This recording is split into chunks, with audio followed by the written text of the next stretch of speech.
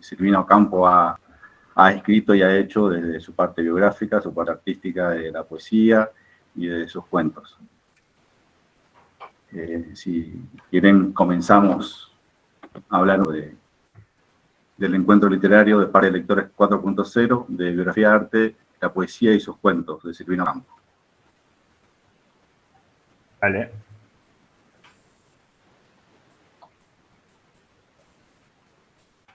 Inmovilidad apócrifa, de Silvina Ocampo. En mi inmovilidad hay 5 días, incesantes se alejan y reinciden, me esperan y me siguen, y me esperan, como la arena dentro del desierto. Los tigres saben que tengo 8 vidas, saben que no hay quietud en mi quietud, las torres tiemblan y mi faz relumbra, idénticas. Idénticas son todas esas imágenes que rompe el agua, que giran a mis pies continuamente, que perduran en su azul memoria. En mi inmovilidad hay 4 víboras, se retuercen, se miran y se enroscan, se alimentan de lirios y de estiércol silbando entre las ramas de los bosques. Son grises y son rojas, son violetas. En mi inmovilidad hay 8 reyes, tienen un manto de oro y trenzas rojas. Se acuestan y se duermen bajo un árbol. Cuando los sables brillan, se levantan. Me despierto y me ultiman con sus ojos. En mi inmovilidad hay 7 puentes. Los que tienen estatuas se entremecen. Los que son de madera, todos negros, me llevan en la sombra a otra ciudad. En mi inmovilidad hay 9 frases. Sus flores de oro están todas abiertas y sus jardines son jardines griegos donde los laberintos me conducen a una playa sonora en el crepúsculo. En mi inmovilidad hay 10 violines cuyas cuerdas se alejan en la noche moviendo el agua azul de un lago triste. En mi inmovilidad hay barro y cardos, incendios que jamás se apagarán, un rosal, una esfinge al pie de un pino, moscas, hormigas que hablan en el aire. En mi inmovilidad hay mucha gente, entran y salen de los cuartos y hablan con máscaras traídas del infierno. Bienvenidos, feliz Día Mundial de la Poesía. Para arrancar queríamos presentar un poema de Silvina. En este encuentro vamos a hablar de alguien que en este 2023 tendría 120 años. Y todavía sigue siendo alguien, una de las escritoras más importantes que tiene nuestro país. Y bueno, con Alberto y con Gastón hemos hablado de lo que sería Latinoamérica por la importancia de su prosa, ¿no? Silvina Ocampo nació en Buenos Aires un 28 de julio de 1903. Fue la menor de 6 hijas. En este grupo de hermanas, la primera que forma parte de las 6 es Victoria Ocampo, fue la que resaltó también en la parte de literatura, ¿no? Está Victoria, Angélica, Francisca, Rosa, Clara María y Silvina. Su hermana mayor quizás la haya metido en esto de la literatura, como hemos visto. Y nada, bueno, Victoria fundó la revista Sur, muy exitosa en su tiempo, ya que, bueno, ella, al ser la mayor, tenía una gran diferencia con Silvina. También se empezó a codear con aquellos ilustres escritores, los de la época. Ahí pueden ver muchos nombres, de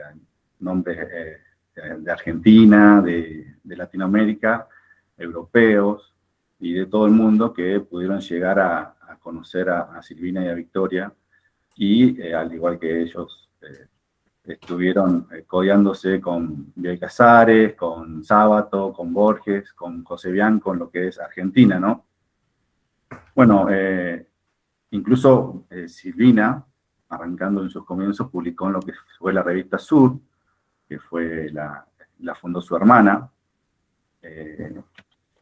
Bueno, vamos a ir a lo que fue el inicio del apellido Campo en esta historia que vamos a contar un poco de la biografía, y no vamos a hablar mucho de este presente que les estoy mostrando, sino de un pasado bastante lejano. Sus antepasados pertenecían a una burguesía muy de ganadera argentina, eran terratenientes, dueños de tierras muy extensas. Imagínense que su tatarabuelo, José Ocampo, fue el gobernador de Cusco, allá en la época del virreinato del Río de la Plata. Luego su tatarabuelo, Manuel José Ocampo, que estos nombres los pueden ir encontrando en diferentes pueblos de la localidad de Buenos Aires, inclusive. Manuel José de Ocampo fue uno de los primeros gobernadores cuando se declara la independencia. Su bisabuelo, también llamado Manuel José de Ocampo, fue un político y candidato a la presidencia de nuestro país. Y además, bueno, fue amigo de Sarmiento.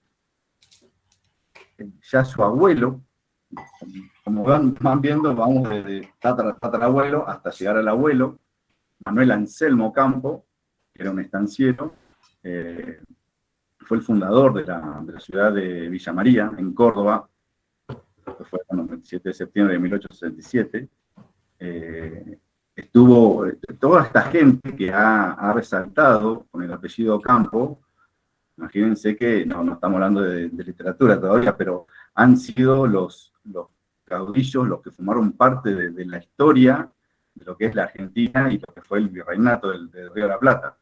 Imagínense que su abuelo estuvo en lo que fue la batalla de Cepeda, la batalla de Pavón, en las guerras del Paraguay. Estos ancestros han marcado la historia, al igual que lo hizo Silvina con su pluma, ¿no? También hay otro de sus antepasados, fue Domingo Martínez de Igala, un conquistador de Asunción y fue también gobernador del Río de la Plata y de Paraguay. Fue gobernador durante 3 periodos. Así que vamos viendo cómo se fueron movilizando estos apellidos fuertes de nuestra historia, que lo hemos visto así como en libros de historia, más que nada. El hermano de la tatarabuela de Ocampo, Juan Martín de Pueyrredón, fue director supremo de la Provincia Unida del Río de la Plata, como hemos sabido ya cuando nos lo han contado en la escuela. Y otro lazo también que se puede hablar ahí de la línea familiar es de Juan Manuel de Rosas, quien también era medio pariente cercano de la familia Ocampo. Así que ahí estas chicas, estas mujeres, fueron formándose con historias de próceres, no solamente en los libros, como nos suele pasar a nosotros, sino también contado oralmente por sus padres, por sus abuelos, sus abuelas. Así que tenemos varias datas que podemos encontrar en sus escritos, mucho en lo oral más que nada, más que en los escritos, mucho en lo oral en lo que cuentan en entrevistas y cosas así. Por ejemplo, su madre, Ramona Máxima Aguirre, era una de 8 hijos y le gustaba la jardinería, por ejemplo, tocaba violín. Su familia era de origen criollo y religioso. El papá de Silvina y de Victoria era arquitecto, nació en 1860, era uno de tantos hijos, tiene un carácter más que nada conservador. Él fue, bueno, luego hablaremos de lo que fue la construcción de lo que es la Villa Ocampo, la casa donde vivió Victoria y donde pasaron tantos escritores. Bueno, volviendo un poco a Silvina, en 1908 viajó por primera vez a Europa con su familia. Digamos, Silvina acá tenía poquitos años, era muy infantil todavía, muy juvenil, y hizo otros viajes a Europa, más precisamente a París, en donde conoció a grandes escritores, a grandes artistas, ya que ella se iba con el fin de estudiar artes plásticas. Ahí se hizo amigo de Chirico, que fue un pintor italiano fundador de la pintura de la metafísica, y acá tenemos un poema que le escribió a Chirico. Epístola a Giorgio de Chirico. Giorgio de Chirico, Yo fui su alumna. Recuerdo el perfil griego y la manzana, y el cielo de París en la ventana, donde soñó el espacio y la columna. Mientras pintaba, yo impetuosamente, en el silencio, atenta, su mirada, me asustaba en su cara aprisionada.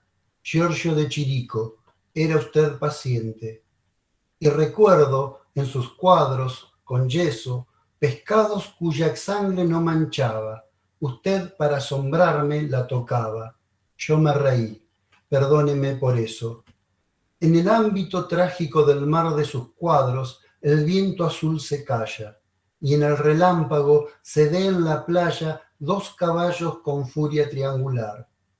Del carro de mudanza con espejos de los muebles que pueblan el desierto del ventanal, con sombras, entreabierto, sobre el místico ardor de los reflejos, de aquellos habitantes de mis sueños, de aquellos gladiadores en la arena, de la niña del arco en la serena calle patética, es usted el dueño. Europa está sangrando, así es la guerra, con los follajes de las explosiones que han destruido los tiernos corazones, los hijos, los hogares y la tierra. Pero el mundo en sus cuadros, admirable, que buscó el edificio y la moldura y que desdeñó del árbol la dulzura, permanece en el tiempo, irrevocable.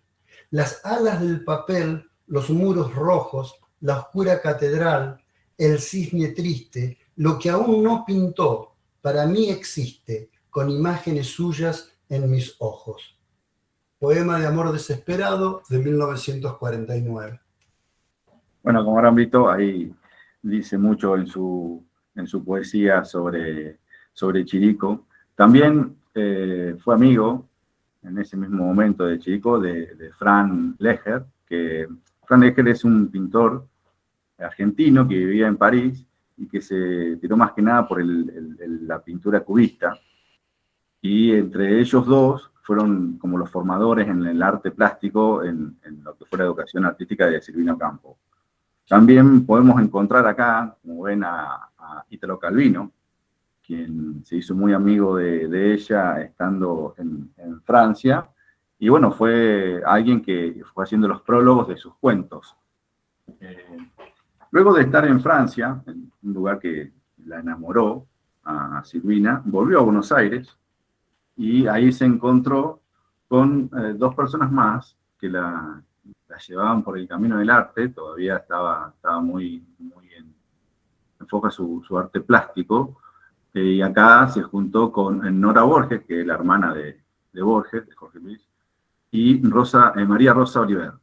Con ellas hacía exposiciones, las cuales al principio se juntaban las tres y hacían exposiciones en lugares para algunas personas nomás. Después ella se corrió un poco y quedó María Rosa Oliver y Nora Borges haciendo la exposición, hasta que ella se fue alejando más de lo que era el arte plástico. Ya en 1931, Victoria funda la revista Sur. Ahí fue cuando empezó a publicar sus artículos, unos pequeños textos para ver qué podía decir la gente, inclusive su hermana más que nada, porque Silvina formaba parte del staff de la revista, junto a otros intelectuales como Borges, Bioy Casares, José Bianco, pero como que Victoria mucho lugar no le daba, ya que era de todos, era la menor la que estaba recién comenzando con sus escritos. Pero bueno, siguió el camino de las letras, y en 1932 conoce a Bioy Casares.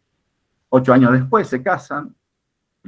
En el medio ella, allá por 1937, comienza estas publicaciones en la revista también, y ya publica su primer libro de cuentos, Viaje Olvidado, que fue reseñado también por Victoria.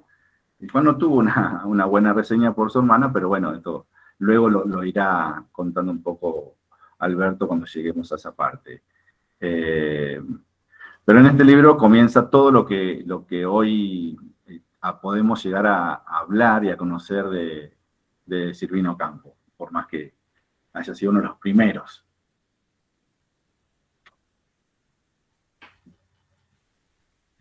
Enumeración de la patria. Oh desmedido territorio nuestro, violentísimo y párvulo, te muestro en un infiel espejo tus paisanos esplendores, tus campos y venanos sonoros de relinchos quebradizos, tus noches y caminos despoblados y con rebaños de ojos constelados, entre bandadas de árboles mestizos, entre múltiples sombras y basura, te muestro con nostalgias asombradas, con niñas de 13 años y maduras en las puestas del sol inmoderadas.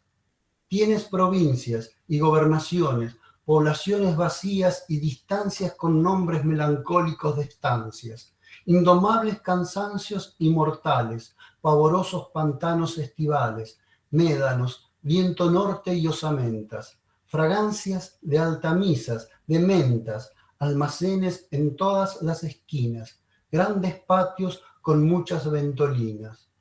Patria, en una plaza, de memoria he sabido pasajes de tu historia. Debajo de la mano indicadora de San Martín he sido la impostora de indios en los límpidos ponientes. He transformado próceres dolientes con cuidadoso lápiz colorado. Invasiones inglesas he soñado, en azoteas llenas de imprevisto, aceite hirviendo y pelo suelto. He visto a la Santa de Lima desatando los temporales turbios y adorando sobre un papel de encaje corazones y tocallas con muchas perfecciones. Patria vacía y grande, indefinida, como un país lejano, interrumpida por la llegada lenta de los trenes, con jubilosa espera en los andenes.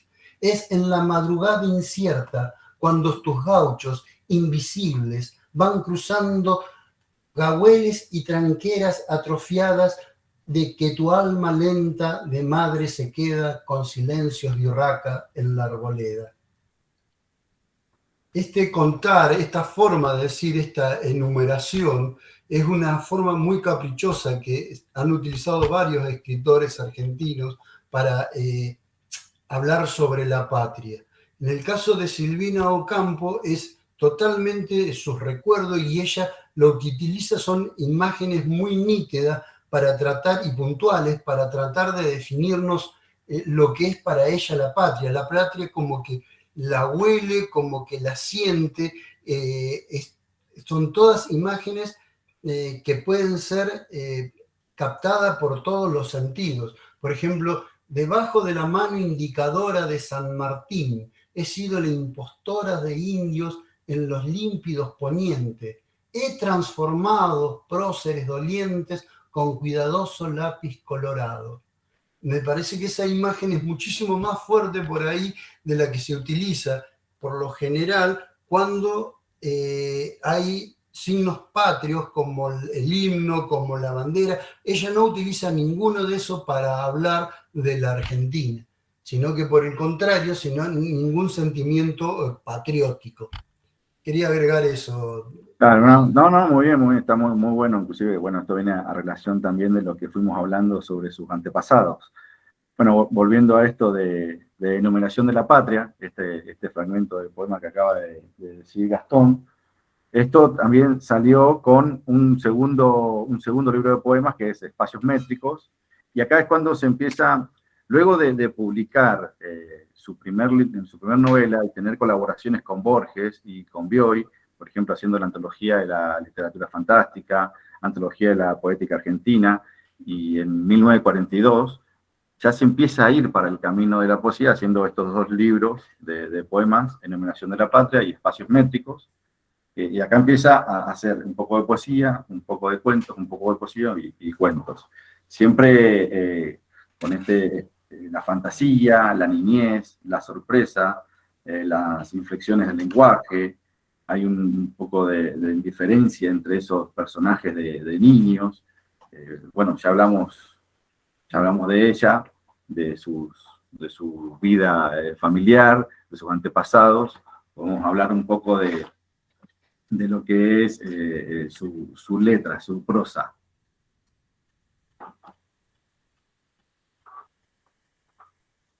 Bueno, yo para hablar de la poesía, dentro de los temas que trata siempre Silvina, tenemos, por ejemplo, la naturaleza, habla mucho de los árboles, habla de su casa materna o su casa paterna, habla también de lo que es un Buenos Aires natural.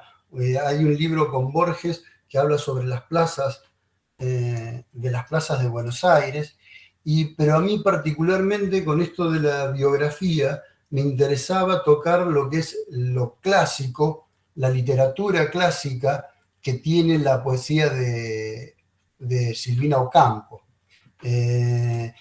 Todas las referencias que hace hacia la literatura, ya sea latina o la literatura griega. Y para esto lo que elegí fue Tácita, que hace referencia particularmente a un mito que es Tácita Muta. Tácita Muta trata el mito de una ninfa o de una pléyade, una némade, perdón, las ninfas son aquellos seres divinos menores que viven en los bosques, que se encontraban en los ríos o en los estanques. En el mito latino, Júpiter es el dios superior. Y Júpiter estaba enamorado de una de las hermanas de quien sería Tácita Muta. Tácita Muta es el nombre que va a recibir el mito que le corresponde a la ninfa Lara o Larunda, o Lala, la pueden encontrar de esa manera. Júpiter está enamorado de una de las hermanas de Lara. Y Lara tiene una característica. Lara habla mucho. Y ya su padre le había dicho que si ella no podía ser dueña de su silencio, eso le iba a traer problemas. ¿Qué hizo Lara? Bueno, Lara cometió un crimen dentro de lo que es la cultura romana, que fue hablar indebidamente y fuera de lugar, porque Júpiter reúne a las ninfas y les dice que él quería unirse carnalmente con Yoturna, ¿sí? Que era una de las 7 ninfas, y que para eso necesitaba la ayuda de todas las ninfas, porque Yoturna le era esquiva, algo que no estaba bien visto, ya que es un dios superior y se suponía Júpiter el mayor de los dioses, y se suponía que podía elegir con quién acostarse. Traman un plan para que Júpiter se una con Yoturna, y Lara se encuentra en un lago con Yoturna, y tal vez por su característica, esto habría que conversarlo, pero tiene que ver con en otro ámbito, tal vez por sus características no puede dejar de contarle a la hermana cuál era el plan. Y como eso no es suficiente, va y le cuenta a Juno. ¿Quién es Juno? La esposa de Júpiter. ¿Sabe? Le dice cuál era el plan de Júpiter para unirse con las hermanas. En castigo, Júpiter le arranca la lengua, le arranca a Lara y le dice a Mercurio que se la lleve al reino de los muertos. Dentro de la cultura patriarcal de Roma, esto creo que ha marcado mucho en la sociedad. Creo que este mito, creo que aquello de la señorita bonita, calladita es más linda, creo que puede llegar a arrancar desde una sociedad donde viene replicando este mito. Silvina Ocampo toma este mito para hacer un poema a Tácita, y que se me permiten, voy a intentar leerlo lo más fiel posible. Dice así: Tácita, qué hórrida es tu llegada si vanamente he hablado, un asombro de espacios, un temor detestado dentro de impenetrables murallas inhumanas, destruyen tu dulzura con memoria profana, implacables, te acerca a las plantas celestes, las abrumas de tus frutos inútiles y agrestes. en los oscuros pórfidos de tu reino helado, qué perversa es la voz de los labios callados, cuando buscan palabras como busca un ausente.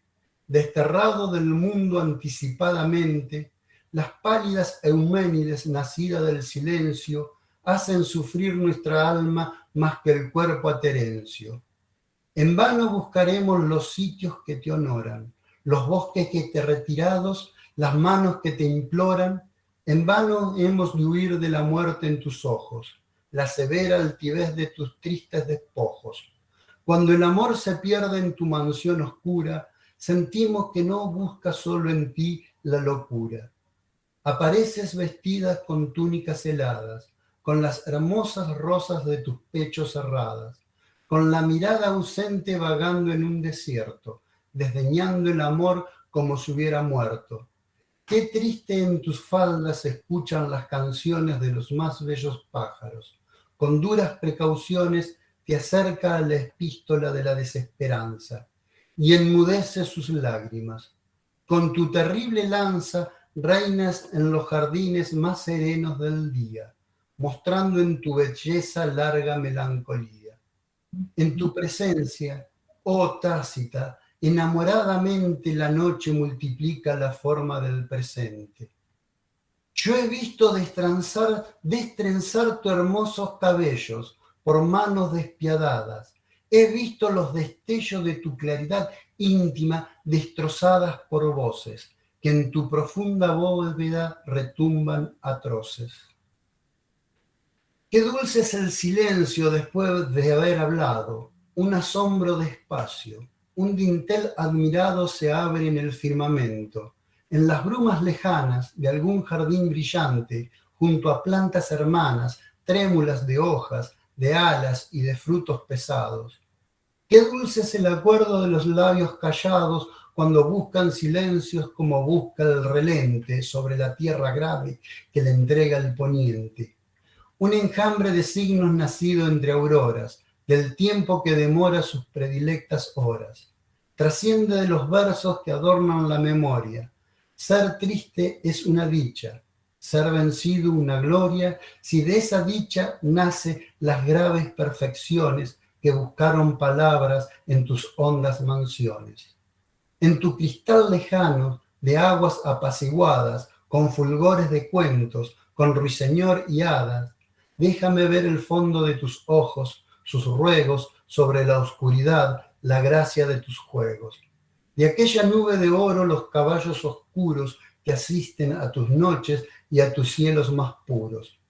Dame el brocal de piedra cuidado por leones. De todos tus secretos quiero los eslabones. Yo conozco lugares de tus días pasados. Devuélvemelos todos, todos serán amados. Devuélveme, oh Tácita, lo que no dije entonces en tus jardines tristes de mármoles y bronces. Este verso final creo que vale aclarar que Tácita es la diosa del silencio, ¿sí? Y ahí es cuando ella le está reclamando, cuando Silvina le está reclamando que le devuelva los días de aquellas cosas que no se han dicho.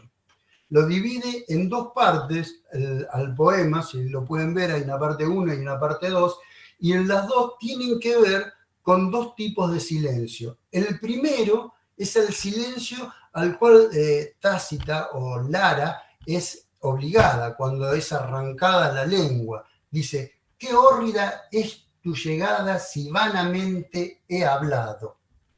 Hace toda esa referencia, toda esa primer parte, habla sobre el momento en el cual ella arriba al cielo, al reino de los muertos.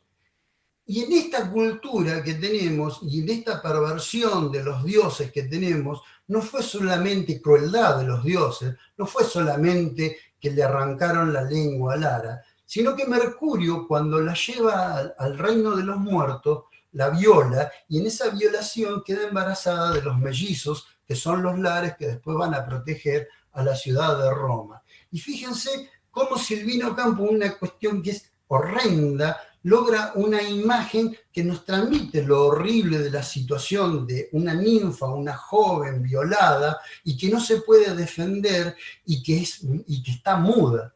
dice, yo he visto destrenzar tus hermosos cabellos por manos despiadadas. He visto los destellos de tu claridad íntima destrozadas por voces que en tus profundas bóvedas retumban atroces. Y la segunda parte ya es el silencio, que es el silencio aquel que se opta, ¿no? Dice, qué dulce es el silencio después de haber hablado. Y en todo el segundo párrafo ya habla sobre la ninfa en los ríos, en los mares, en aquellos lugares en donde se encontraban las ninfas, y es el pedido que le hace Silvina a esa diosa por las cosas no dichas. Otro tema que yo había, sobre el mismo tema, pero en otro mito que quería hablar un poquito, era sobre Casandra, y ya nos vamos a los griegos, perdón. Casandra era hija de Príamo y de Écuba, que eran eran los reyes de Troya. Casandra estaba, como todas las hijas de Príamo, estaban destinadas a ser sacerdotisas de algún dios, y en el caso de Casandra era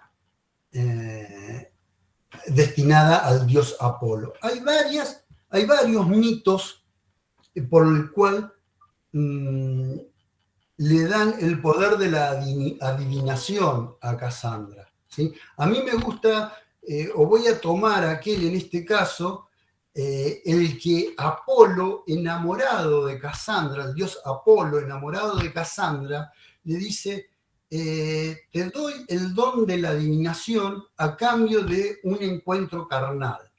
Y Casandra acepta el trato. Entonces, ella tiene el poder de la adivinación. Cuando le llega a Casandra el momento de cumplir con su parte, de entregarse a Apolo, ella se resiste, no se entrega y no cumple con su parte del trato. Entonces Apolo le escupe en la boca, y lo cual hace que no es que Casandra no tenga el poder de adivinatorio, sino que con su escupida Apolo lo que logra es que nadie le escuche, que nadie le crea. Y Casandra es una de las figuras místicas de la cultura griega que Silvina Ocampo utiliza en varios poemas. En uno de los que a mí me gusta se llama Los Ojos, y dice un pedacito, una estrofa nomás para no robar más tiempo, dice, como Casandra, yo escuché tus pasos en las baldosas de la galería. Como ella, adivinaba yo en los días y en la voz recurrente del ocaso lo que ocultabas y conozco tanto. Así que, mamá, papá, novio, novia, novie, esposa, pareja, dejemos de usar aquel odioso te lo dije, y cuando en vez de usar ese te lo dije, usemos, como dice Silvina Ocampo más adelante, como a Casandra. No quisiste oírme. No deja de ser odioso, pero por lo menos es un poquito más poético. Muchas gracias por escucharme. Doy el paso a mi compañero para que siga con la parte de prosa y narración. Muy bueno. Muy bueno, Gastón. Bueno, hola a todos los que no saludé. Bueno, yo me voy a dedicar a la prosa, a la narrativa de Silvina, pero antes quiero destacar lo siguiente. Bueno, por supuesto, felicitar a mis compañeros por su parte, tanto la biográfica de Lisandro como la poética que se encargó Gastón. Pero me parece muy importante que cuando nos dedicamos a los escritores que escribieron poesía, y que escribieron muy buena poesía, le demos un lugar a esa poesía. Porque en general, y esto me ha pasado a mí particularmente, que he hecho encuentros literarios sobre Marechal, sobre Poe, sobre Borges y otros más, que han escrito muy buena poesía, hablamos, o por lo menos yo hablo, hago un mea culpa, solamente de la parte narrativa. Y me parece, y esto lo digo a título personal, y sin haberlo hablado con mis compañeros, Silvina Ocampo es el mejor poeta argentino, y lo digo en masculino a propósito, para incluirlos a los masculinos, porque si uno dice la mejor poetisa parece que solamente está catalogando entre las mujeres.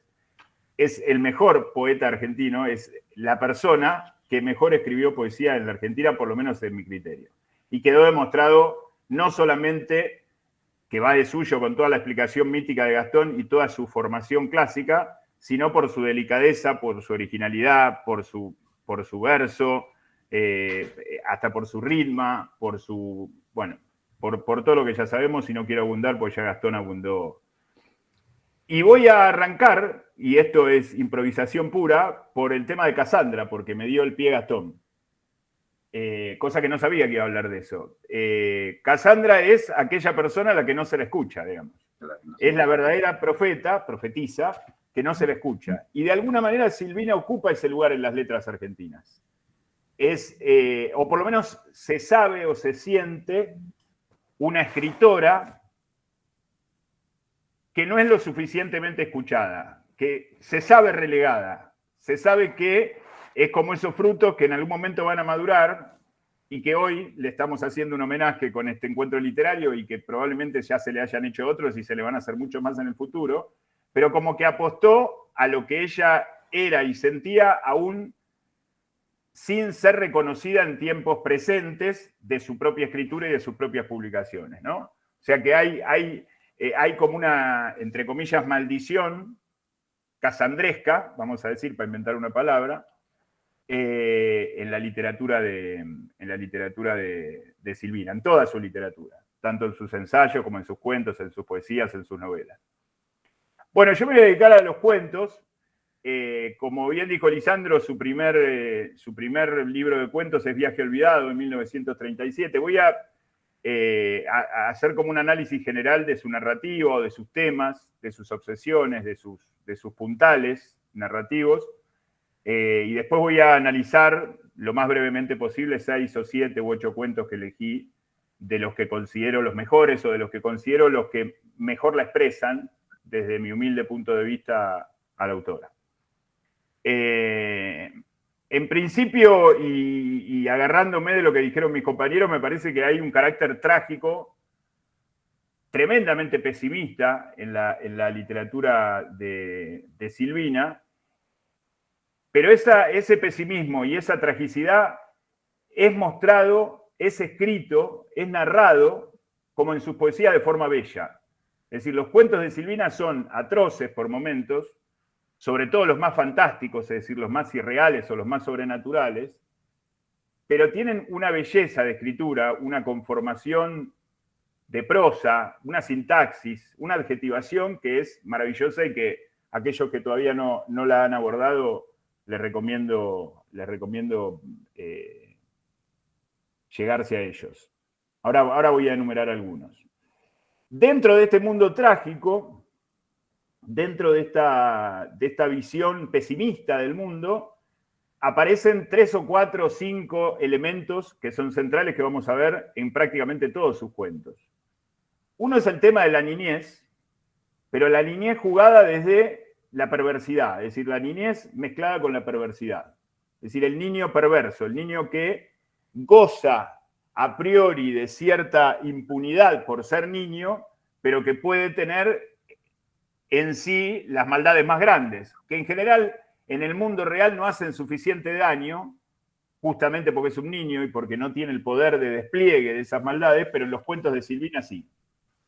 Tenemos la niñez y tenemos la perversidad. Tenemos la hermandad. Está lleno de cuentos en el mundo de Silvina donde hay mellizos, donde hay hermanos, donde hay, vamos a ver inclusive un caso particular que de alguna manera está centrado el problema de la hermana menor, ¿no?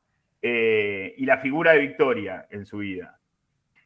Tenemos la figura del doble a partir de los hermanos y de los hermanos mellizos y de cómo se duplican y cómo juega toda la temática del doble.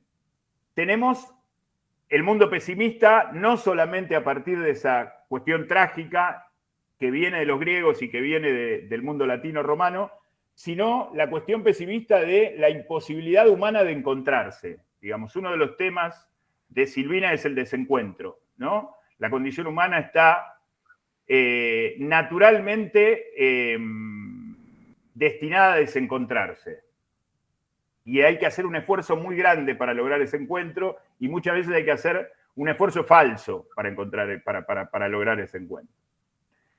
En esto, sobre todo en la cuestión perversa, en la cuestión de la niñez y en esto de los desencuentros, hay muchas analogías con otra escritora a la cual le hemos dedicado varios programas de radio con Lisandro y con Gastón, que es Patricia Highsmith. No sé si la han leído, una escritora norteamericana que es contemporánea, un poco posterior a Silvina. Empezó a escribir en los años 50 y escribió hasta su muerte.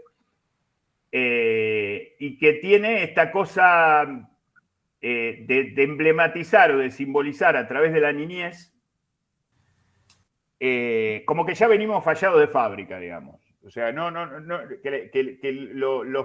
los problemas trágicos de la condición humana no están relacionados con la corrupción del adulto o del corromperse en el avanzar de la vida o con el crecimiento, aunque a veces sí, sino que ya vienen de fábrica, digamos. Ya venimos, me parece que a eso apunta el símbolo de la utilización insistente de la niñez. Quería decirte que en esto por ahí del ritmo y de por ser el primero, esta tensión que vos decís entre el encuentro y el desencuentro también es uno de los temas recurrentes en la poesía de Silvina.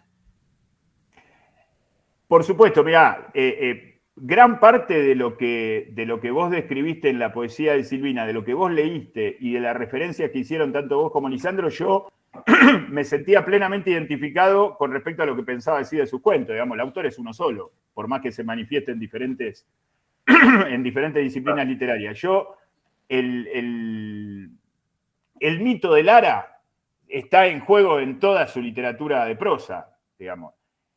Cassandra está absolutamente ahí. La visión que vos describiste en Enumeración de la Patria, que vos leíste en Enumeración de la Patria, y un comentario que hiciste después releyendo algunas partes, expresa más o menos lo mismo que lo que expresan muchos de sus cuentos, digamos. Y tiene que ver con esta cosa que es... Sí, dale, por favor. Ese juego con lo horroroso y lo bello a la vez está totalmente presente en ese cuento. En ese poema. A ver si lo encuentro para poder ser puntual. Perdón. ¿En la Enumeración de la Patria decís? En la Enumeración de la Patria. Lo tengo acá, me parece. Acá, mirá. Dice, tienes provincias y gobernaciones, dice, indomables cansancios inmortales, pavorosos pantanos estivales, médanos, viento norte y osamenta. O sea, por un lado lo horroroso, el desierto, ¿no?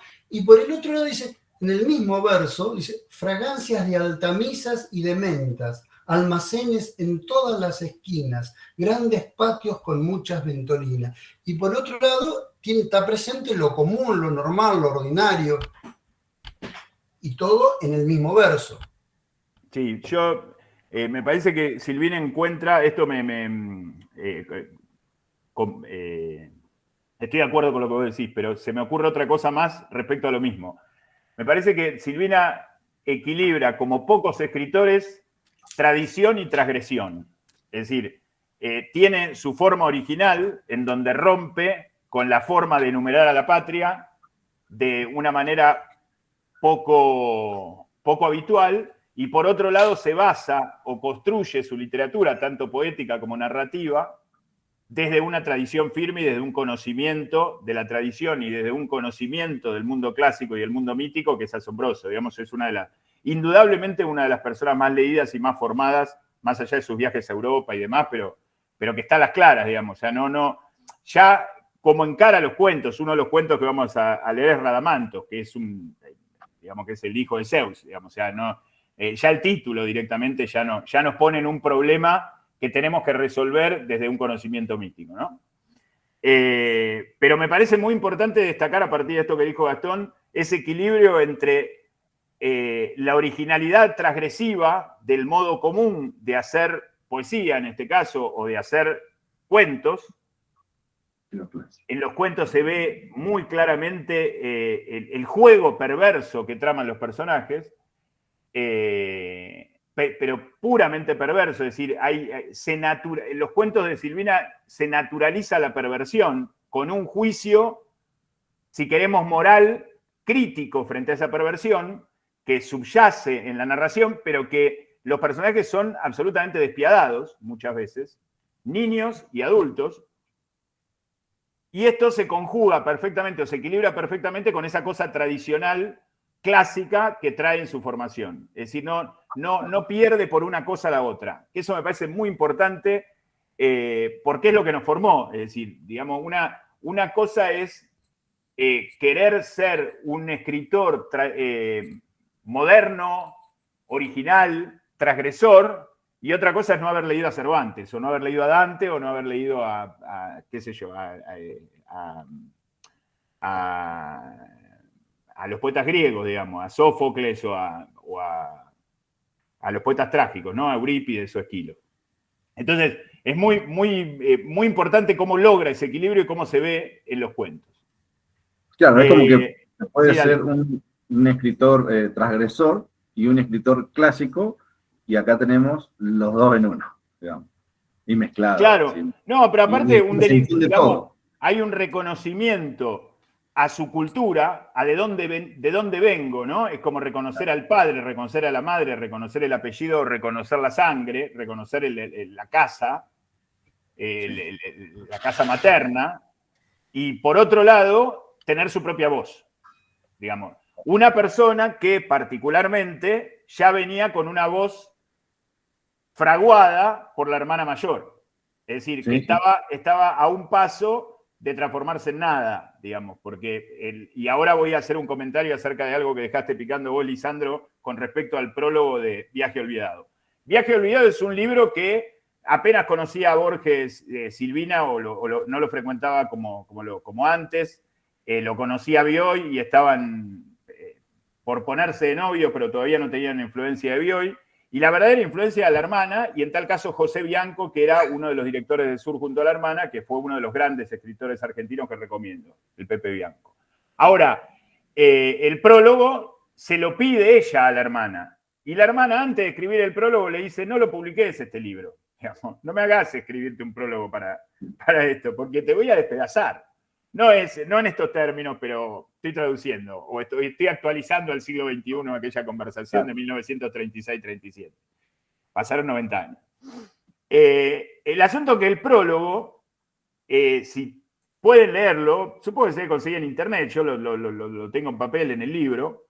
En el prólogo, lo que hace Victoria es halagar primero determinadas virtudes originales de Silvina y después decirle que se la cree demasiado, que es muy soberbia, que tiene que bajar el copete. Con otras palabras, obviamente, yo estoy traduciendo todo el tiempo, no estoy citando textual. A lo que Silvina lo deja el prólogo, se sigue editando con ese prólogo, nunca se quejó del prólogo, pero dobló la apuesta e hizo lo contrario con su literatura. De ahí en adelante es el primer libro que publica a los 34 años y publicó hasta los 80 y pico, duplica la apuesta hasta el fin de su vida, en contra de lo que la hermana recomendaba en ese prólogo. Cosa que me parece muy interesante porque creyó en ella, digamos. Y hay que creer en uno siendo el hermano de Victoria Ocampo o la hermana de Victoria Ocampo y teniendo la influencia que Victoria Ocampo tenía en el mundo cultural, político, social, feminista, no sé. Todos los mundos que se le puedan ocurrir de influencia, de zona de influencia de la Argentina de los 30 para Victoria, y Silvina era la hermana menor, que tenía su cultura, que había leído, que había viajado a Europa, que había estudiado pintura y demás, pero que no tenía claramente ese nombre y que entre el prólogo y el contenido del libro, más de un lector en esa época le debe haber creído más al prólogo que al libro. Sin embargo, tosudamente,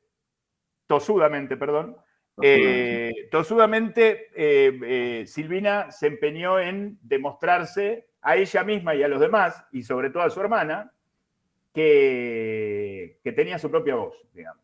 Y me parece que la transformó no solamente en una escritora mejor que la hermana, porque la hermana publicó poco y nada, ni siquiera se consideraba escritora, se consideraba una persona de la cultura, promotora de la cultura y todo, no no es punto de comparación, sobre todo con todas las publicaciones que tiene Silvina, pero Silvina se transformó, como dije, en la persona que escribió poesía, que mejor poesía escribió en la Argentina, creo que inclusive superior a Borges y a otros grandes poetas que hemos tenido, y una de las mejores cuentistas. Habiendo estado casada 40 y pico de años con Bioy Casares, que era un gran cuentista, digamos, ¿no? O sea, a la par de Bioy Casares, no por debajo de Bioy Casares ni plagiando a Bioy Casares, sino con su propio universo, con sus propias temáticas, con su propio mundo, con su propia voz. Me gusta este término. O sea, ese prólogo la despertó también, no fue su Arrecife de Corales de Quiroga. Claro. Viaje Olvidado. No, Viaje Olvidado es un libro, todos los libros de Silvina los recomiendo, Autografía de Irene, Viaje Olvidado, Las Invitadas, La Furia, todos los libros de cuentos los recomiendo, yo los tengo las obras completas, pero si los encuentran sueltos, si no los tienen, digamos, desde el primero al último, es de una calidad literaria impresionante. Por ahí hay cuentos que nos gustan más o que nos gustan menos, ¿no? Pero hay un universo ficcional, hay una construcción, hay una mirada del fantástico, de lo que pensaba hablar después, cuando analice los cuentos, una forma de decidir qué es la literatura fantástica para ella, porque hay muchas literaturas fantásticas, digamos, más allá de la definición canónica, de diccionario, de manual, ¿qué es la fantástica para ella? Es decir, ¿qué es? Hay un cuento del que voy a hablar después que se llama Nosotros, en donde puedo ejemplificar bien esto que estoy diciendo. En definitiva, este mundo de la niñez, de lo perverso, de lo trágico, de los hermanos, de los dobles, de los espejos, de los desencuentros, es el mundo que de alguna manera vamos a encontrar para aquellos que no leyeron, y para aquellos que leyeron estarán reconociendo junto conmigo estos temas en su literatura, sobre todo en su prosa, en su narrativa, en sus cuentos. Un comentario aparte antes de empezar a analizar los cuentos. Los cuentos de Silvina son cuentos cortos, algunos cortísimos. O sea, por ahí un tomo de cuentos tenía 30, 40 o 50 cuentos. Son cuentos de 1 página, de 2 páginas, de 3 páginas, que resuelve maravillosamente, lo cual es un atributo mayor, ¿no? Porque puede condensar en 1 página y media un universo completo, una idea completa, una trama completa, y describir, pintar, delinear personajes, más de uno en algún caso, de una manera completa. Eso me parece, porque es como los grandes escritores, mientras narra, describe, mientras describe, narra, mientras describe, se apoya en lo mitológico, mientras narra, está reflexionando, mientras reflexiona, está describiendo, es decir, hay oraciones completas que encierran un mundo en sí mismo, en algunas de sus construcciones, y que si uno lo lee rápidamente el cuento, no son oraciones que saltan como si fueran grafitis de bajadas de línea, digamos, ¿no? Sino que están absolutamente incorporadas a la narración, a la ficción que se está contando, pero que si uno se detiene en una segunda lectura o en una tercera lectura del cuento, muchas veces son cuentos que uno se queda como asombrado y va y lo lee de vuelta, porque es 1 página y media, y cuando lo lee por segunda vez encuentra una frase que la había pasado de largo como parte absolutamente integrada a la narración, pero que encerraba en sí 1.000.000 de ideas, esa misma frase, ¿no? Sí, bueno, en La Pluma Mágica, por ejemplo, es increíble lo cortito que es el cuento y puede hacer una película con ese cuento. Tal cual, absolutamente. Se han hecho películas parecidas a lo que es el cuento Sí. Bueno, es uno de los cuentos de los que vamos a hablar. Bueno, para no demorar más, voy a empezar. Voy a comentar algunos de los cuentos. El primero es Viaje Olvidado, que es el que da título al primer tomo de cuentos, que es un cuento donde una niña se pregunta ¿por qué no recuerda cuando nació? Ya esto es, por un lado, delirante y por otro lado, interesantísimo, ¿no? ¿Por qué no me acuerdo cuándo nací? Entonces, después le cuentan, todo esto en 1 página, ¿eh? Después le cuentan que en realidad los chicos vienen de París y que las madres van a París a elegirlos. Entonces ella compra eso hasta que el hijo del chofer le dice que no, que es mentira, que no vienen de París, que nacen de la panza de la mamá, y ella se frustra. Y después vuelve a creer en la idea de París, y después finalmente lo angustiante del cuento es que no puede resolver como niña, con el correr del tiempo, ya no niña, sino joven, es decir, después de años, le sigue preocupando por qué no recuerda cómo nació, dónde nació y cómo era al nacer. Digamos, esto es básicamente la idea del cuento. Entonces ahí se toca el tema de la niñez, el tema de la mentira y la mentira verdad, lo que contradice a lo que el personaje cree, el tema del origen. Ella envidia a su hermana en el cuento, Viaje olvidado, 1937, prólogo de Victoria, envidia a su hermana porque su hermana es más grande que ella y la vio nacer a ella. Y ella no se vio nacer ni a ella ni a su hermana. Ni a su hermana. Fíjense lo interesante de cómo, muy sutilmente, por supuesto la hermana no se llama Victoria, por supuesto ella no se llama Silvina, el yo narrador, por supuesto que está metido en una ficción absolutamente fantástica, pero hay como una envidia de la hermana porque la hermana no es que se burla de ella, pero le da a entender, yo sí, me acuerdo cuando vos naciste, vos no te acordás cuando vos naciste, ¿no? Yo te tuve en mis manos. Claro. Inclusive le habla de los pies enroscados de los chicos y le habla de, bueno, les recomiendo, léanlo, es una página y media. Bueno, Viaje olvidado. ¿Cómo? Sí, Viaje olvidado. Es el cuento que le da título no está primero en la lista de los cuentos, no está primero en el libro Viaje olvidado, creo que está en el medio del libro, pero es el cuento que se llama igual que el título del tomo de cuentos. Es O. ¿Cómo? Es B corta O. Así que claro. Bueno, no me acuerdo quién era el conferencista este que vimos la otra vez, Lisandro, que hablaba de la amistad de Borges y Silvina, dice que Viaje olvidado, no el cuento, sino el título del libro, le puso ese nombre para que las iniciales sean Victoria Ocampo, digamos. La B de Victoria y la O de Ocampo. Muy bien, qué bueno que me hiciste acordar. Voy a tratar de ir en orden cronológico de los cuentos, porque por ahí se puede desprender, o a ustedes se les puede ocurrir alguna cosa que a mí no se me ocurrió respecto a la evolución de su narrativa, pero en definitiva también para mantener un orden. Al siguiente cuento que voy a hacer referencia es un cuento que para mí es uno de los que más me gustan, o el que más me gusta, que se llama Nosotros, y el Nosotros hace referencia a un par de hermanos varones. El yo narrador es masculino, esto lo utiliza mucho Silvina, que se enamoran, que son mellizos, que tienen una riqueza incalculable, que tienen una vida absolutamente ociosa y que se dedican a enamorar mujeres y compartirlas sin que la mujer se entere de esto, de que la están compartiendo. Y cuando la mujer se entera, se van y buscan otra, digamos. Así de perverso. O sea, no estoy exagerando en nada. Y llega el caso de Leticia. Se enamora, el hermano del narrador se enamora de Leticia. El narrador dice que es medio vago, que los levantes los hace el hermano y que él se mete después, porque el hermano es más, tiene otra impronta, pero en realidad son iguales. Son iguales, pero son diferentes. Somos iguales como mi mano derecha y mi mano izquierda, dice en un momento. Es decir, si la mano izquierda y la mano derecha no son iguales, digamos. Son opuestas, digamos. Son inversas, no son iguales. Pero hace la referencia, digamos, dice inversas diciendo iguales. O sea, juega con esa oposición. Todo el tiempo, comparándose con el hermano. Hasta que el hermano se enamora de Leticia y empiezan a compartir durante meses a Leticia. Y Leticia un día los ve a los dos juntos. Perdón, primero Leticia se entera de que el hermano, de que está con el hermano, no con el novio verdadero, porque el novio está en otro lado.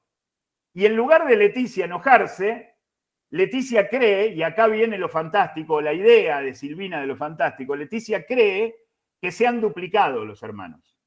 Es decir, que en realidad siempre fueron uno y que están duplicados y que no le está haciendo, digamos, que ella no está con el otro, sino que está con el mismo, nada más que se duplicaron. Es decir, la fantástica la crea el personaje. El personaje se cree que el mundo se ha desdoblado.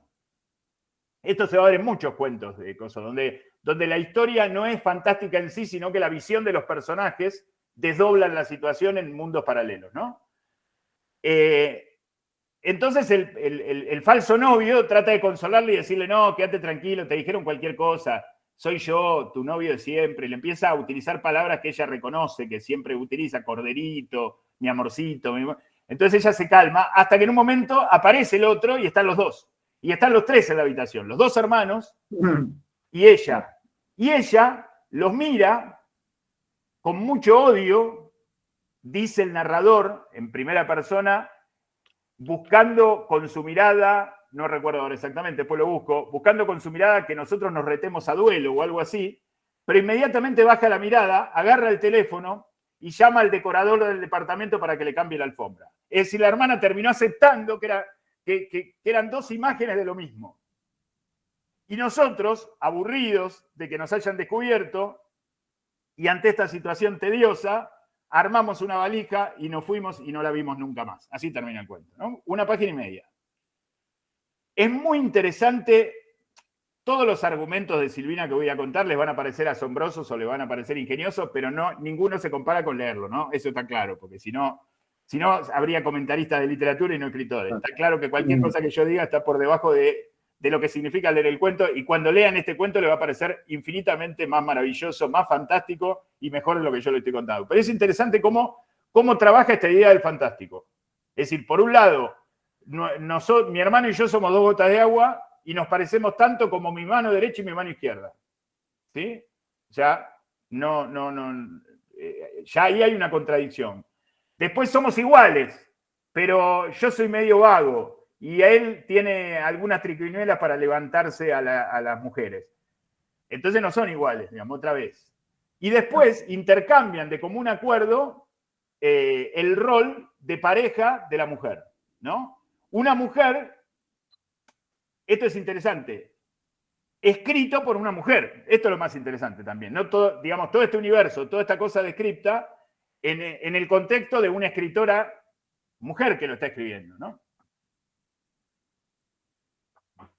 Acá está el tema de los mellizos que va a aparecer en otros cuentos, y los mellizos son, como en toda buena literatura fantástica, la idea del doble, la idea de la duplicidad, la idea de que estamos partidos, de que tenemos como dos fases.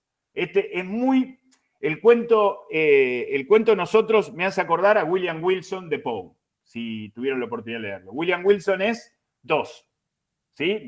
Ya el nombre, ¿no? William Wilson, pero es alguien que después termina retándose a duelo a sí mismo, ¿no? Por supuesto, el cuento de Poe es de terror y aparte es mucho más fantástico en todo su despliegue. Este tiene simplemente de fantástico la mirada de Leticia, que interpreta el mundo de una manera fantástica, cuando en realidad los otros dos atorrantes lo que están haciendo es lo que están haciendo, digamos, no hay nada fantástico.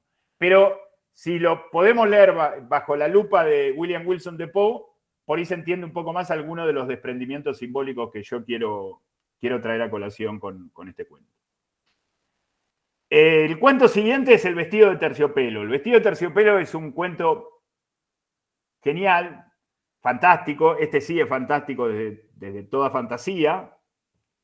El vestido de terciopelo es una niña de 8 años que cuenta en primera persona y que se burla todo el tiempo de lo que está contando. A cada rato aparece el término qué risa, qué risa, qué risa, que acompaña a una modista, es como una ayudante de modista, que no es su madre ni una tía, es una modista, que hacen un viaje larguísimo desde Bursaco a Barrio Norte a llevarle a una señora bien, que podría ser Silvina, un vestido de terciopelo que le acaban de confeccionar.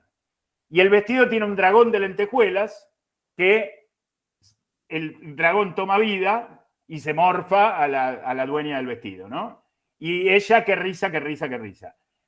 Pero acá está la niñez, la burla de la niñez, hay una idea muy interesante, hay un párrafo en donde la dueña de casa, creyendo que es la hija de la modista, le dice a la modista, póngale una piedra en la cabeza, así no crece más, porque la edad de nuestros hijos es lo que mide nuestra juventud. Así es la frase textual. Es decir, ella se empieza a sentir vieja porque tiene hijos grandes, cree que la otra es la hija, entonces 8 años está bien. Tener un hijo de 8 años, una sigue siendo joven, ¿no? Pero cuando uno ya tiene hijos más grandes, uno ya no puede decir que es joven. Es muy interesante cómo está vista esa vida de alta burguesía, de la señora que se queja del hollín, de la ciudad, del ruido y de todo, pero que vive como una reina, que no hace nada, que las hace esperar media hora, y cómo el dragón se morfa eso. Digamos, o sea, cómo hay... Sí. Como lo fantástico, cuando se convierte en realidad, cuando eso que es aparente y que es lejano como un dragón en la sociedad argentina, ¿sí? se convierte en realidad, te devora a esa mujer que todo lo soluciona con qué risa, qué risa, qué risa. Lo fantástico, lejano, que se convierte en realidad, se termina devorando lo frívolo. Sí, la que dice que risa es la nena, no la mujer que es devorada por el dragón. Pero está bien lo que vos decís, porque el mundo frívolo es devorado por el dragón. Es decir, el mundo de los ocampos, si queremos, porque hay mucho en la literatura de Silvina de una descripción cruel de su propia historia en tanto terratenientes de la Pampa Húmeda. Es decir, ella, acá también hay un delicado equilibrio, vengo de ahí, pero ojo con lo que hicimos, digamos. Es decir, hay como una doble mirada en cuanto a su propia historia, como la hay culturalmente en aquello que decíamos, este equilibrio entre transgresión y tradición. Pero obviamente ese dragón, irreal, fantástico, si queremos, un personaje del pasado o de narraciones del pasado, se come a la frivolidad de la señora bien de clase alta que vive en Barrio Norte, donde vivía Silvina, en el momento que escribió el cuento, ¿no? Este es un cuento, El vestido de terciopelo, escrito en 1957, más o menos, publicado en Las Furias en 1959. Pero otra vez la mirada de un niño de 8 años, ¿no? El cuento contado en primera persona por un niño, una niña en este caso, de 8 años. En otros cuentos va a aparecer alguno de 6 o alguno de 7, pero siempre es esa... o la niñita que va creciendo en Viaje Olvidado. Pero siempre es esa franja, 5, 6, 7, 8 años, que es como donde se condensa el punto de vista infantil en la fantástica o en la narrativa en general, fantástica o no, de Silvina. Ahora pasamos a otro libro de cuentos que es Las Invitadas, que es un libro de 1961. Y el primer cuento del que voy a hacer referencia es Radamantos. Radamantos es el hijo de Zeus, viene de la mitología, y Radamantos es un cuento de una página en donde está desplegado simbólicamente todos los temas de Silvina. Es probablemente la condensación más grande en narrativa que yo por lo menos conozca. No solamente por las referencias míticas, sino porque es una mujer que en primera persona, no niña, una joven o adulta, no joven, adulta, que asiste a la muerte de la hermosa del grupo. Hay una mujer hermosa que se acaba de morir, pues se acaba de suicidar, y de la que todos hablan bien, y de la que todos admiraban, y de la que luce bien hasta muerta en el cajón, y que todos hablan bien y que va a tener una eterna juventud por haberse muerto joven.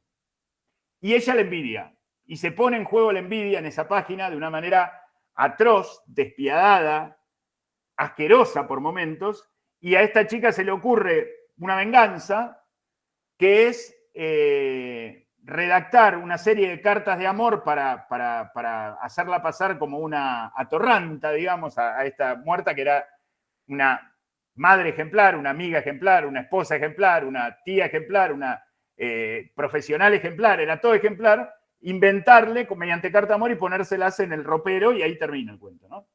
Es una página. Pero es muy interesante cómo está la mirada de los niños, de sus hijos, que la admiran a la madre aún muerta, es decir, que todos hablan bien de la madre y están casi en un festejo, no en un velorio. La única que está triste en el velorio es ella por envidia. Todos los demás están hablando bien y con sonrisas porque siguen destacando los valores de esa muerta más allá de que se haya muerto y suicidado, ¿no? Y cómo esta mujer se autocritica diciendo: yo voy a envejecer, ya estoy envejeciendo, a mí no me va a recordar nadie, yo no me morí joven, yo no me suicidé, yo no tuve estos hijos hermosos, para mí no van a hablar de mí, mi velatorio va a ser un desastre, y acá esto es una fiesta. Esto lo tengo que arruinar. No lo dice, pero lo da a entender. No hay diálogos en el cuento. Pero está la crueldad, está la mirada de los niños, está el desencuentro humano, está la no comprensión, ¿sí? Porque uno podría tener una mirada compasiva hacia la muerte y hacia los deudos de esa muerte, y no está. Está la cuestión de los hermanos también. Están todos los temas que describí antes. Está la visión pesimista del mundo, está la cuestión trágica, está la cuestión de lo bello equilibrado con lo terrible, esta visión, así como tiene su forma de ver lo fantástico, tiene su forma de ver lo trágico. Es decir, lo trágico para Silvina es contarnos cosas terribles de manera extremadamente bella, porque el cuento es una delicia como está escrito. Aparte de la condensación, la narrativa, el flujo, el pulso que tiene la narración, la sintaxis que tiene la narración. Bueno, este es Radamantos, que escribió y publicó en una revista en 1960 y después integró el tomo Las Invitadas de 1961. El último o el anteúltimo cuento de Las Invitadas es La Pluma Mágica. Y acá me voy a detener especialmente porque es un cuento que hemos hecho en Literarte, en nuestro programa de radio, que ya en mayo volvemos a comenzar la quinta temporada. ¿Ya, Lisandro? Sí, quinta. Quinta temporada. Quinta temporada. Bueno, La Pluma Mágica, les cuento el argumento. Un escritor siente que cualquier cosa que escribe es plagio, porque está todo escrito. Entonces, cada vez que va a llevar algo a una revista o a un editor o algo, le dicen, no, pero esto ya lo escribió otro, esto ya lo escribió otro. Sé más original. Entonces, no, le rechazan y se le llenan los cajones de cosas que escribió y no logra, no digamos triunfar, sino publicar, comunicar lo que él quería. Hasta que un día le regalan una pluma. Y cuando empieza a escribir con esa pluma, empieza a sentirse más original y empieza a convencer a los editores, a los dueños de las revistas y a los productores de libros y de literatura para que le publiquen. Se hace famosa, se llena de dinero, pero comete el error de comentarle a su pareja el secreto, que ella adivinó inmediatamente. Es la pluma. El secreto es la pluma. El secreto por lo menos de la fama. No es que ella desconfiaba de su talento o de su expresión o de su voz antes de la pluma, sino que el secreto es la pluma. Entonces, su pareja un día le roba la pluma y le roba el talento y empieza a publicar él y se hace famoso él y ella vuelve al estado inicial. Este es el argumento del cuento, 1 página y media, una maravilla, como no voy a repetir todas las palabras que dije en los cuentos anteriores cortos porque tiene toda la belleza que tienen todos los cuentos anteriores. Pero acá hay un detalle, 2 detalles. Uno, la relación sobre la que especula el cuento en cuanto a el gran dilema de la originalidad y el plagio. Porque todo el primer párrafo se dedica a eso, el cuento, ¿no? ¿Qué es ser original y qué es plagio? ¿Hasta dónde plagiamos? Es decir, si todo está escrito de alguna manera, si hace miles de años que se viene escribiendo, ¿qué tan originales podemos ser o qué tan se nos puede culpar de estar plagiando si hacemos alguna referencia mítica, trágica, poética, narrativa de años, décadas o siglos anteriores? Esa especulación está ahí, es una discusión muy interesante en la literatura. Digamos, no para sentirnos que estamos plagiando y frustrarnos y dejar de escribir aquellos que escriben, pero tampoco para pasarnos al otro extremo y creer que cualquier cosa que escribimos es original, porque nadie leyó todo lo anterior y puede estar equivocándose y en realidad copiando hasta inconscientemente. Porque la cultura forma parte de nosotros, aunque nosotros no la hayamos leído literalmente. Esto especula el cuento, esto por un lado. Esto es muy borgiano, ¿no? Se ve que estuvo, antes de escribir este cuento, charlando largamente con Borges. Borges escribía mucho sobre esto. Sobre todo en los ensayos. Aparte, pero hay otro elemento que... Sí, una cosita, sí, esto de la envidia entre el escritor bueno y el otro escritor quiero tu don, porque a vos todo el mundo te quiere, es, como vos decías, una de las cosas más viejas que conocemos. La envidia es una cosa más vieja que conocemos entre Caín y Abel, inclusive, porque a vos te dicen que sos el mejor, te dicen que sos el mejor. Bueno, yo quiero ser como vos. Y esto es algo que decías vos del plagio viejísimo. No se puede saber qué se escribió y qué no se escribió. Ni Tal creer cual. que somos los únicos que escribimos esto. No, digamos, en la misma especulación del primer párrafo está, ahora justo lo busqué el cuento porque quería buscar estas 2 perlitas de lo que voy a hablar ahora en el segundo análisis del cuento. en esa especulación del tema del plagio y de la originalidad está la respuesta en la misma literatura de Silvina. Es decir, la solución a esto es tener la propia voz y conocer la tradición. Es decir, Claro. leer mucho y poder encontrar la propia voz y no andar copiando a Shakespeare o a Cervantes o a, no sé, o a Víctor Hugo, porque escribe muy bien y lo admiro, sino poder absorber eso y a partir de eso y de la mezcla de todo eso, o de lo que resulte eso en mi cabeza, en mi corazón, en mi alma, como escritor, poder encontrar la propia voz, que es lo que de alguna manera intentan, creo que los grandes escritores toda la vida, digamos, hasta el último día, hasta la última letra que escriben. Pero me parece muy interesante como debate abierto, no como debate cerrado. No es que ella dice, no, el plagio no existe, cada uno escribe lo que quiere, ni tampoco dice, la originalidad no existe si todo lo que hacemos es plagio, sino que es como un delicado equilibrio como el tema de la tradición y la transgresión, de vuelta, ¿no? Pero hay una cosa muy interesante en este cuento, que aquellos que lo lean me gustaría que presten atención, y lo tengo acá abierto. El narrador, el yo narrador, es masculino. Yo soy un escritor. Entonces entendemos o suponemos, no porque no tenga la cabeza abierta y no pueda suponer que el otro también sea escritor, pero suponemos que aquel que roba es una mujer. ¿Sí? Claro. Pero hay un detalle, que el hombre es el reconocido, es decir, el escritor, el yo narrador del cuento es el reconocido, y el otro es como un aprendiz o una aprendiz de este escritor, que se dedica a la música y a la pintura, y que cuando conoce la pluma, deja la música y la pintura y se empieza a dedicar a la escritura. Esta es la historia de Bioy Casares y de Silvina Ocampo de una manera velada hermosamente, contada por Silvina desde el punto de vista de Bioy. Bien. No sé si se entiende lo que quiero decir. Porque Sí. esta mañana estaba releyendo los cuentos de los que iba a hablar, y me di cuenta esta mañana, hablé de este cuento infinidad de veces, pero con un montón de gente. Esta mañana me di cuenta que el yo narrador es masculino y que, por ende, deduzco por convención que el ladrón de la cosa es femenino, el ladrón de la pluma, y que ese ladrón abandonó la música y la pintura, que era lo que le interesaba a Silvina de joven, para dedicarse a escribir. Y terminó superando al maestro.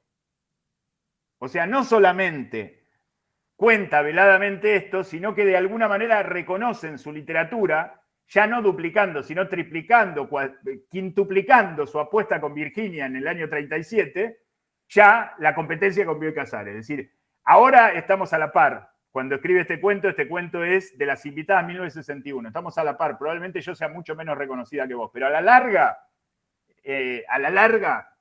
la literatura soy yo, digamos. Y vos, y vos vas a ser el dueño de la pluma que la perdió porque la descuidó. Porque encima el dueño de la pluma dormía con la pluma, la tenía en el bolsillo del pijama, la tenía bajo de la almohada, la llevaba a todos lados, la usaba para escribir hasta cualquier cosa que se le ocurría. Y un día la deja arriba de la mesa y se va a comprar cigarrillos. Y cuando vuelve la pluma no está. Este detalle también es importante, biográficamente. Ahora, como analogía lo digo, y con esto quiero, para cerrar este cuento y hablar de dos más cortitos. Esto no es una interpretación cerrada de lo que Silvina quiso decir que yo obligo a que ustedes hagan, sino es algo que se me ocurrió y que nos puede servir para pensar el porqué de determinados recursos lingüísticos, semánticos, sintácticos, para dar sentido. ¿Sí? Insisto con esto, porque esto me importa mucho, porque si no, parecería como que yo soy el rey de la interpretación y todos tienen que interpretar lo mismo que yo estoy interpretando o darme la razón. Pueden no estar de acuerdo con esto. Lo interesante es que esto está sugerido, no está dicho. Porque si estuviera dicho, nos estaría bajando línea diciendo qué es lo que tenemos que interpretar. No es un graffiti, en el peor sentido de la palabra. No tengo nada contra los grafitis, pero lo uso siempre de ejemplo para lo que considero una bajada de línea literaria que nos quiera adoctrinar, digamos. No, no es un graffiti. Es una posibilidad de lectura, que puede estar o no, que leí este cuento 50 veces y en la vez 50 se me ocurrió. En las otras 49 no se me ocurrió, así que evidentemente muy en la superficie no estaba. Voy a 2 cuentos más que tienen que ver con la niñez y cierro mi parte y probablemente, si no tienen nada más mis compañeros, cerramos el encuentro literario. Bueno. Los 2 cuentos son 2 cuentos de los días de la noche, un libro de cuentos de 1970. Uno es Ulises y otro es La Soga, que están casi pegaditos en el tomo Los días de la noche. En donde está el tema de la niñez de manera absolutamente despiadada y está, por supuesto, lo fantástico. En Ulises es un niño viejo, es un niño con cara de viejo, con conocimiento de viejo, con experiencia de viejo, que el yo narrador, en este caso narradora, la niña que narra, que tiene un año menos, tiene 6, y Ulises tiene 7, esta niña lo admira, y es su única amiguita. Y nadie le da bolilla, y la maestra lo detesta, porque es feo, porque es deforme, porque tiene cara de viejo, porque sabe más de lo que tiene que saber, lo trata mal en la casa, fue abandonado de chico, le pasaron todas a este Ulises. Y las tías, o mejor dicho, lo que él llama tías, que son unas trillizas que lo adoptaron, se burlan de él, lo maltratan, pero son joviales, tienen 70 años y parecen de 20. Entonces él le pide a su amiguita que la acompañe a ir a una bruja para que haga un trabajo y lo transforme en niño, porque quiere ser niño. Entonces la bruja hace el trabajo y en el trabajo no solamente él pasa a ser niño, sino que sus tías, entre comillas, pasan a ser ancianas.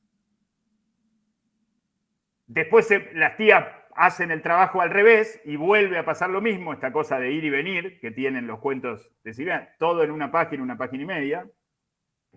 Muy cortito, Ulises, 2 páginas creo que tiene. Pero finalmente la conclusión, porque todo está narrado a partir de la voz de esta niña de 6 años, que es la amiga de Ulises, la conclusión de la niña es que es mejor que él termine como es, porque es como ella lo admira, es mejor que él sea un desclasado, un desplazado, un discriminado, un maltratado, porque es como ella lo quiere. Es decir, prima el egoísmo como prima la envidia en otros cuentos, como prima la maldad o como prima la perversión. En este cuento prima el egoísmo de la niña que lo prefiere como ella lo quiere y no como él quiere mejorarse o cuidarse, digamos. Esto es muy sutilmente, en este cuento es muy despiadado, pero en otros cuentos de manera sutil lo trabaja Silvina. Esta idea de que las personas en el mundo, en el universo narrativo de Silvina, se miran el ombligo y lo único que les interesa de los demás es que nos sirvan o nos caigan bien a nosotros. No. Nadie mira al otro desde el otro. Nadie se pone en el lugar del otro. Nadie se compadece en términos. Nadie tiene empatía. Y este es un caso claro por el final y la conclusión. Otro cuento que recomiendo que lean, que es Ulises de 1968-1969, que está en este tomo de Los días de la noche de 1970. Y el último cuento, y para cerrar, tenía más, Intenté salvar a Dios y tenía... Lo tenemos acá. Sí, tenía varios cuentos más, pero por la hora no quiero... Es mejor que los lean y ahí encuentren lo que...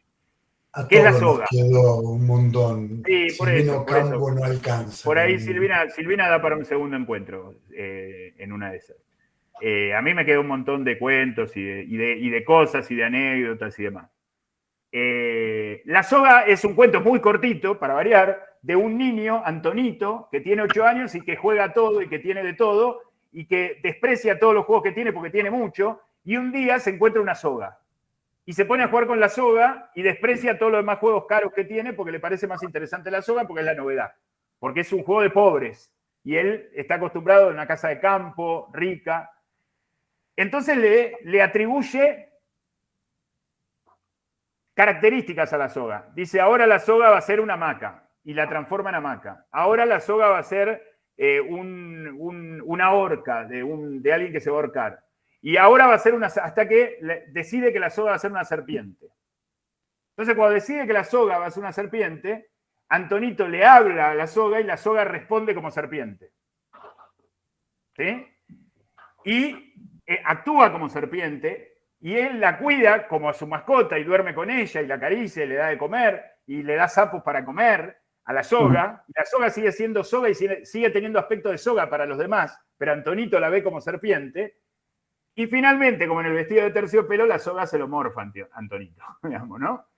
Es muy interesante cómo depositamos los seres humanos, cómo, estoy hablando como si fuese una invención mía, cómo Silvina trabaja esta idea de lo que el ser humano deposita en los objetos, ¿no? Cómo a veces los objetos suntuarios, adornos o útiles o cosas cobran una dimensión, me parece que en el fondo la metáfora del cuento es esa, cómo le damos un valor por encima de lo que verdaderamente merecen, e inclusive les damos un valor por encima de la vida humana, porque Antonito se separa de todos sus amigos, no le da bolilla a la madre, digamos, pierde toda vida social porque se concentra en un objeto, que emblemáticamente es la soga, pero podría ser cualquier otro, y ese objeto que nosotros sobrevaloramos termina morfándonos a nosotros, es decir, termina apoderándose de nuestro ser. Esta es un poco la idea que interpreto humildemente de lo que quiere decir el cuento y lo que quieren decir muchos otros cuentos que emblemáticamente tratan sobre esta idea de la objetivación, de cómo, porque la contracara de esto es cómo objetivamos a las personas también, ¿no? A las mujeres especialmente. Es decir, la objetivación del ser humano en realidad es un correlato de cuánto sobrevaloramos a los objetos, ¿sí? Claro. O es una contracara, si queremos, o es como una polaridad, ¿no? La objetivación del ser humano con la humanización de los objetos o la sobrevaloración de los objetos. Y me parece que todo eso juega en un cuento de, insisto, página y cuarto, que se llama La soga, que fue escrito en 1968 y publicado en 1970 en Los días de la noche, el anteúltimo libro de cuentos de Silvina. El último es Cornelia frente al espejo, que está este cuento Intenté salvar a Dios y otros cuentos más, que de 1988, pocos años antes de morirse. Y bueno, cierro acá porque no, ya me extendí demasiado. Me parece que da para como, si por supuesto el público está de acuerdo, a hacer otro encuentro de Silvina. Pero antes de cerrar, me gustaría que los que estén todavía con nosotros opinen, pregunten y nos digan qué les parece, qué les pareció, si tienen algo que ver, si conocían a Silvina, si lo habían leído, si les parece acertado lo que dijimos o muy desacertado. Abrimos el juego antes de cerrar, como hacemos siempre en los encuentros, para que no quede solamente en monólogos nuestros. Algunos están escribiendo en el chat. Y Gastón puso esto, que no sé si todos lo han leído, que el encuentro literario, como todos los encuentros literarios anteriores, se suben al YouTube y después lo pueden revisar o recomendar a quien ustedes consideren que le puede interesar verlo. Los dejamos como para que queden subidos en la web. ¿Alguien quiere comentar algo, preguntar algo? No, solo... Sí, escucho. Sí, quiero decir yo que conozco muy poco la literatura argentina, ya que no estoy tanto tiempo que volví al país y estoy leyendo, conociendo y muy agradecida por este encuentro que cada vez conozco más. Muy lindo, les agradezco mucho y estoy muy contenta. Gracias. Hola, sí, quería hablar. Sí, Andrea. Sí, cómo no. ¿Qué tal? Buenas noches. Me pareció muy interesante. Este es mi primer encuentro de compartir este espacio de lectura y literatura. Y verdaderamente fue un paseo por la cultura griega, por escritores, muy enriquecedor. Sí había leído algo de Silvina, de Isabel Allende, en La Casa de los Espíritus. Y bueno, sé que se describió a su abuelito de 99 años. Ella, en realidad fue, digamos, como una novela para él. Bueno, que después, se proyectó en el cine y demás, ¿no? Y algo había leído, alguna referencia de Paula, cuando estaba en coma. Pero es muy interesante, muy atrapante porque utiliza mucho la analogía, la metáfora, muchos recursos literarios que son muy útiles en el momento de escribir, ¿no? Los paralelismos, esa cuestión, digamos, de del paralelismo, cuando habla de los mellizos, ¿no? La similitud y las diferencias, bueno, y de la perversidad que puede existir también dentro de la literatura en cuanto al desarrollo de la mente creativa infantil, ¿no? Que son, pienso, ¿no? Digamos, son como las células madres que se traen de genes de la historia familiar, de generaciones, en el caso de ella, sus antepasados, ¿no? Así que bueno, la verdad que en mi primer encuentro estoy muy contenta de haber podido compartir con ustedes.